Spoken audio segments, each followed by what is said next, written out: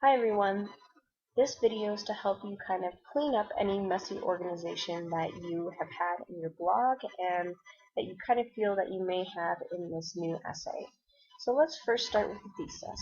So this thesis states, even though our country's current economic problems have been significantly influenced by bad choices in corporate America, individual Americans need to take responsibility for their poor choices as well as begin living within their means.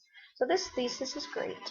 And many of your theses were great as well. However, that does not guarantee that the rest of your organization will be good.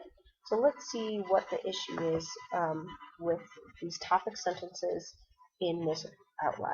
So let's look at this first sentence here. It says, it is important to create and use a family budget. That's on topic. However, that topic is the last topic stated within the thesis. So you want to make sure that whatever you start with first in your thesis, that's going to be first within your topic sentences. Don't go out of order.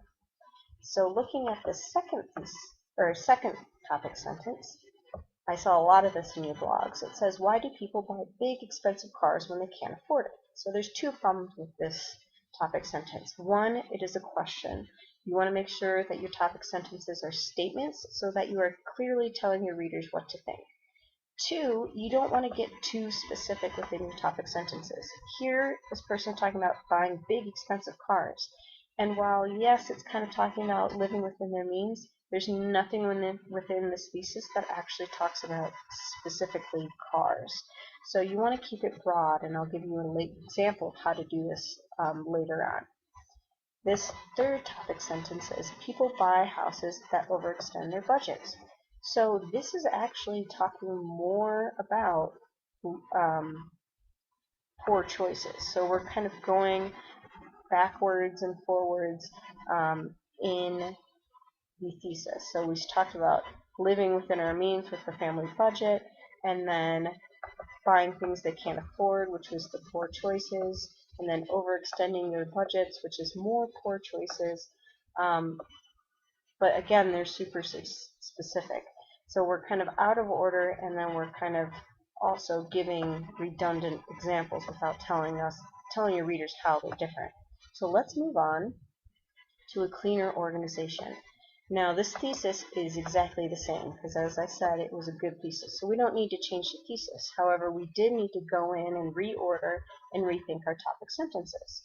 So technically, we ignored the first part of the thesis. So that was the first thing that I changed. In this topic sentence, I made sure that I reflected the first part of this thesis. So this one says, while corporate America has certainly made a mess of our country, they are not the only culprits. And I have my examples using the housing market. And so that fully reflects the first part of my thesis and the first part of my essay, which is good organization.